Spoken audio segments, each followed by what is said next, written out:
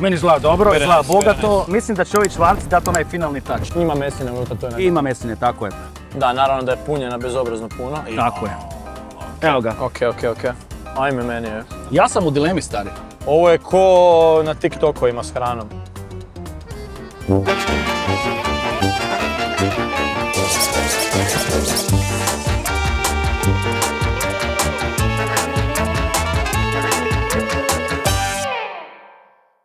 Pozdrav dragi gurmani, danas jedna slatka tema, nalazimo se u Ozaljskoj ulici. Danas će nam Dominik ispričati nešto više o nastanku krofne. Kad kažemo nastanku krofne, mislim na donate i na krafne. Priča je, ako se ne varam, krenula 2021. godine i ti uopće zapravo u početku nisi otvorio lokal, nego si krenuo sa dostavom. Tako je, da. 2021. sam krenuo sa dostavama, sa još jednim prijateljem, dobio sam takvu ideju. Krenuli smo u stvari od doma radit, to je bio kao neki pilot projekt. Otvorili smo Instagram, Facebook, kupili neki stari auto, podijelili prijateljima prvu narudžbu, samo da vidimo da li će to ići, da skupimo malo pratitelje i tako smo krenuli, sam ljudi naručivali putem društvenih mreža, mi smo onda dostavljali ljudima na vrata i to je trajalo nekih 6 mjeseci kao neki probni period. I u dobrim danima sam prodavao 70 krafni, što mi je bio ok pokazatelj da mogu ići u lokal i u poslovnicu. Kako si se uopće odlučio na koncept krafni, donata? Pretpostavljam da si putovao dosta po svijetu. Dio sam putovao, a jedan period života sam živio vani. Živio sam u Kopenhagenu, u Danskoj, 3 godine i tamo sam vidio sličnu priču koja je bila i sa krafnama, donatima i još nešto od slatkih stvari, deserata. I mislio sam si šta bi ja napravio od ovog da mogu sa čokoladama, kremama, čokoladicama i pravim sastojcima, kako da to kažem, od kojih se stvarno možeš zasladiti. Sad trenutno se nalazite na 3 lokacije u Zagrebu. Nalazimo se ovdje gdje jesmo, Ozaljska ulica, to je prvi lokal. Prije 1,5 godinu smo otvorili u City centru West na Jankomiru i evo baš danas počinje advent na Kvatriću, tamo imamo kućicu. Ajmo malo pojasniti ljudima koji možda tek kreću u biznis. Otkud ti financije da ovakav biznis pokreneš? To je bilo onako malo problematično u početku, pogotovo jer sam ja bio dosta i mlad i roditelji su ja sam u stvari bio još u trenutku studiranja i njima sam prezentirao cijelu ideju i da se želim nekak osloboditi, da imam to nešto iznutra, da me pokreće da se samo zaposlim, da otvorim nešto svoje. Najveći dio novaca mi je u stvari došao od roditelja, ali ja sam dobio poticaj za samozapošljavanje. Kako sam bio vani, radio sam vani, onda sam uspio dio novaca uštediti jer sam živio sa roditeljima i jedva jedvice uspio sam skupiti za ovaj prvi lokal u kojem se nalazimo danas. Čisto da malo približimo mojoj publici tvoje proizvode. Što sada trenutno imaš u ponudi i što ljudi kod tebe najviše vole jesti? Pa mi se bavimo isključivo krafnama i donacima. Mi trenutno nudimo otprilike 25 okusa gotovih u vitrini, što smo mi smislili. Što kažem otprilike zato što na tjednoj bazi izbacujemo neke limited edition okuse. Za naše kupce pratimo neke državne trendove, svjetske i tako dalje. Također nudimo opciju kupcu da može sam složiti svoju kombinaciju. S obzirom da imaš slatki asortiman, jesu ti kupci više žene ili je to onako podjednako? Ono što se tiče Instagrama, naši kupci prevladavaju žene, oni koji nas prate, tako da ja vjerujem da su one koje pošalje dečku, mužu, ajmo na krafne, koje se skupe frendice, ali što se tiče same posjećenosti lokala, ja bih rekao da je to dosta slično. Možda nekih 60% žene, 40% muškarci. Kad bi netko sad prvi put došao kod tebe, što bi mu preporučio? Pa ja bih mu preporučio neke od naših najprodavanijih okusa kao što je bijeli bueno, koji je od prvog dana najprodavanija krafna u vitrini. U nju nam ide punje od bijele čokolade, glazura od bijele čokolade, lješnjak i sami prutić bijelog buena. Znači od prvog dana to nam je najprodavanije već 3 godine i to neka kupci najviše biraju i to kažem kao neki favorit. U slučaju da je ženska osoba tu preporučam Raffaello jer je možda malo manje slađi, višnju Nutellu kao kombinaciju neke kiselo-slatke kombinacije, probao si i sam, znaš kakvog je okusa. Meni osobno je to favorit. Ja tu imam isto neke svoje favorite, od pistacije, isto pistacija šumsko kao neka kombinacija kiselo-slatkog, ali evo, ko što voli, ali sve procijenim po nekom karakteru u trenutku kad sam ja ovdje. Kolika ti je prosječna cijena nekog boljeg donata ili krafne? I čisto malo pojasni tu cijenu da ljudi razumiju zašto, ajmo reći, tvoja krafna je ipak nešto skuplja od prosjeka. Cijena prosječne krafne je otprilike 3,5 eura. Po meni neki problem je što ljudi stvaraju percepciju krafne 5-6 kuna nekadašnjih, ali mi ovo više smatramo kao komad deserta. Mi sva naša punjenja i glazure uvozimo iz Italije, osim ove belgijske mliječne čokolade koja potječe iz Belgije. I te cijene nam nisu ono, kako da kažem, i nabavne cijene svega su skočile, sama pistacija je narasla, čokolade baš i nema na tržištu kao što i drugi ugostitelji komentiraju. Tako da sve cijene su skočile, satnice skaču, sam znate i sami sad od 1.1. da skaču satnice i radnika i ovo. I ovo su neke, po meni, pristupačne cijene za sladice, ovisni o broju komada, da sam može neko izabrati koje su, a ja opet stavim 100% iza toga da mi nudimo kvalitetan proizvod. Imate po prvi puta i slanu, odnosno slatko-slanu krafnu i imate još neke proizvode koji su ono baš adventski u tom duhu. Pa tako je, da, evo danas počinjemo s adventom, ja vjerujem da će možda ta slana verzija biti i neki najveći boom. Naime, radi se o trganom bunceku u krafni. Mi nismo promijenili recepturu krafne same kakva je, tako da koristimo tijesto isto kao što koristimo u slatkim kombinacijama, samo ju radimo u verziji sa trganim buncekom, dinstanim zeljem, senf med umakom i sitno sjeckanim čvarcima. Čvarci dolaze, ako se ne varam, od sinova ravnice, znači crna slavonska svinja, je li tako? Išli smo na to da imamo kvalitetan proizvod i pogotovo jer je nešto unikatno, nešto drugačije, nešto što će ljudi prvi put probat.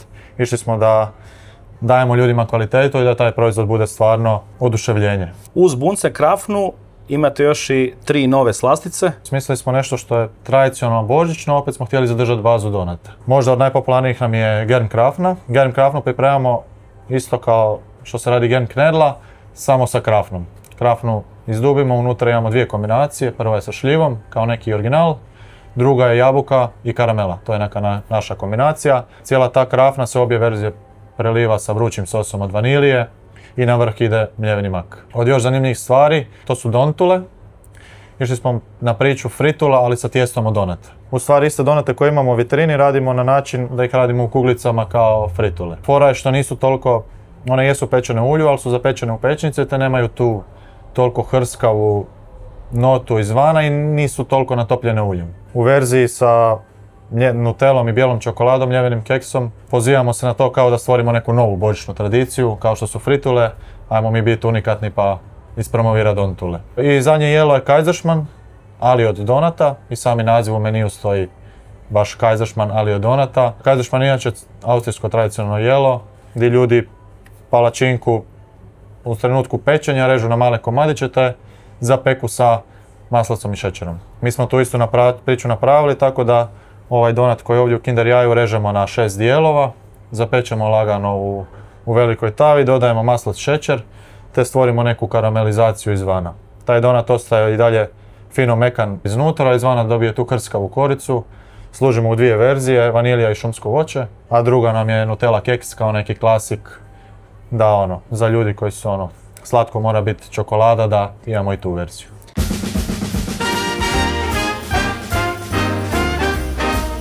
Pozdrav dragi gurmani, sa mnom je moj prijatelj i moj gost Jan Mihaljević, čovjek koji je urednik na Otvorenom radiju, čovjek koji voli hranu, voli sport, ali prije svega voli jesti. I to dobro, i puno. Pozvao sam te zato što voliš dobru hranu, elokventan si i ono što je najbitnije, nikad do sad nisi jeo ove nove proizvode od Krofne. Što znači da ćeš biti realan. Tako je. Ovako, ovo ti je buncek krafna, ajmo to tako nazvati, znači unutar krafne koja je ovako neutralna, nije ni slatka, nije ni slana. Imaš buncek je iz Slavonije, imaš kiseli dinstani kupus, imaš čvarke, sinovi ravnice, crna slavonska svinja, znači čvarci su premium. I imaš honey mustard umak. A ovo ne može biti loše, mislim, evo šta. Znaš šta, paše mi to već unaprijed jer ne volim kad je onako sve slano, volim taj neki slatki moment. Uvijek volim eksperimentirati, recimo sa nečim slanim nešto slatko, tipa, znaš šta mi je dobro, bečki i onak kompot od marelica sa strane. Meni izgleda dobro, izgleda bogato, mislim da će ovi čvarci dati onaj finalni touch. I malo hrsk, znaš, tako je. Crunchy moment. Izvoli. Hvala ti puno. Ajoj, ovo se raspada koliko je mekano, predobro. Opa, živjeli.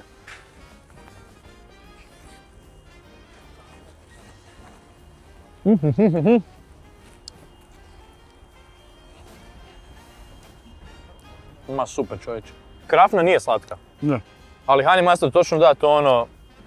Med mi je u tome evo savršen. Uz bilo koje meso kad ima nekog meda umaku meni je to. I pazi ovo, uz svinjetinu ide jako dobro sem, to znaš. Da. Med da tu slatkoću što si rekao i sam, onda kiseli kupus da finu onu kiselinu, altamane ili dinstan i čvarci ga zakucaju sa tom hrskavošću. Znači show. Da nema čvaraka bilo bi sve onako jednolično. A ovako baš imaš taj malo. Slažem se. Evo, najiskreniji ljudi, ja sam već ovo probao, namjerno nisam ništa govorio dok on ne proba, znači ovo je ludnica. Ima mesine unutra, to je nešto. Ima mesine, tako je. E sad, dolazimo do onog ključnog pitanja. Znači, u porciji dobiješ 2 bunce krafne, 10 eura. Ja bih ovako rekao, nećeš ovo jesti svaki dan. Fair. Je malo skuplje, ali s druge strane, ja bi dao te novce. No prosti, neki bi servirali jednu krafnu i rekli izvoli.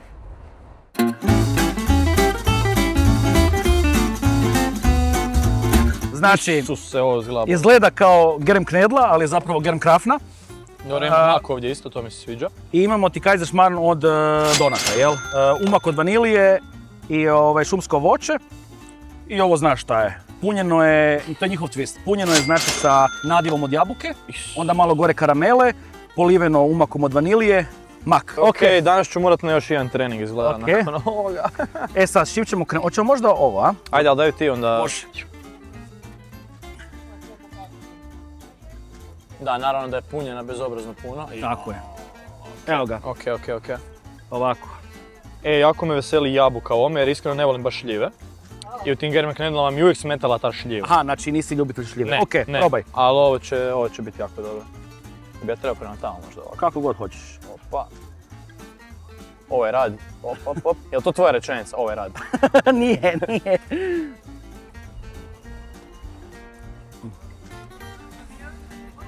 Ovo je ko zagrljaj bakin. Možda ćete posjetiti na onu McDonald'sovu cool pitu. To je zbog ovog nadjeva od jabuke. Nije hrskavo, nego je mekano sve ono. Karamela ga onako fino zakuca. Ovo mi je savršeno. Umak od vanilije, kremasto sve. Ovo mi je savršeno. Pola, a? Ja ne znam kako mi ovo može nadmašiti ovo, ali vidjet ćemo. Ajde. Ja sam sit. Jeo sam prije ovog što je možda greška, ali mi je prefino. Zato si možda i realniji, jer ako ti je ovo dobra, sit si. To nešto govori. A baš je fino. Ja predlažem da još probamo Kaiserschmarrn. Dobar prijedlog. I onda da uspoređujemo. Idemo ovako ovdje da imamo oba svijeta. Tako je. Savršeno.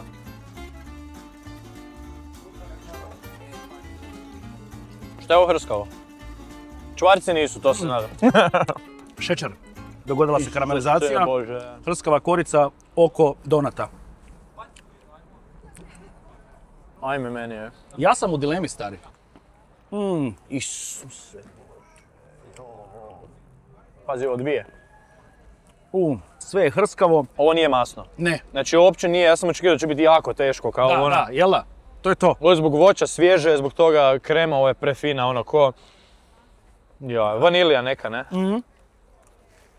Ja ti moram biti iskren. Meni je ovo bolje, da.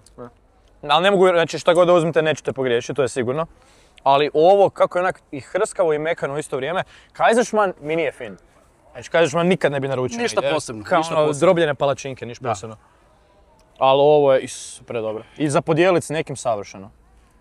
Ovo sam ako neko može riješiti, svaka čast, iskreno. Sad ću ti pisati, pa ja to pojedem sam, u jednom zalogaju. To meni uvijek pišu.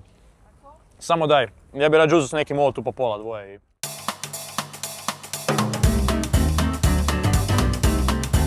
Znači, umak šumsko voće, bijela čokolada s većim postotkom lješnjaka i Nutella njihova i to je to. Idem prvo ovaj lješnjak zaroniti. Inače, da ti otkrijem tajnu, možeš i kombinirati recimo bijelu čokoladu sa šumskim voćem. Imaš čast. Kakve igre, hvala ti puno. I ovaj video. Ovo je ko na TikTokovima s hranom. Opa! Pa lijepo si ti to umočio. Hvala lijepo. That's what she said.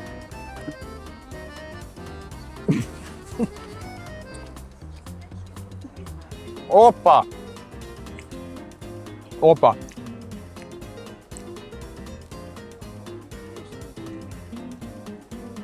Definitivno family pack. Idemo vidjeti sad ovaj rad. To je jako dobro. Opa! Ajme meni. Nema veze, neka kapa. Nije upilo masnoću, prozračnije je od one obične fritule i ovi umaci, meni je to stvarno za preporuku. Super. Baš super, evo šta kažem. Baš super, baš je fino. Sad. I super što kombiniraš sam sebi kako hoćeš. Od ove 3 slastice, što ti na prvom, što ti na drugom, što ti na trećem mjestu? Kaiserschmarrn. Ok, slažem se. Ne postoji mi treće mjesto, drugo i treće mjesto. Drugo i drugo mjesto mi dijele germ donat. Germ krafna i dontule. Da. Slažem se. Znači Kaiserschmarrn top i onda smo na drugom mjestu dijeljeno ovo dvoje jer je savršeno oboje.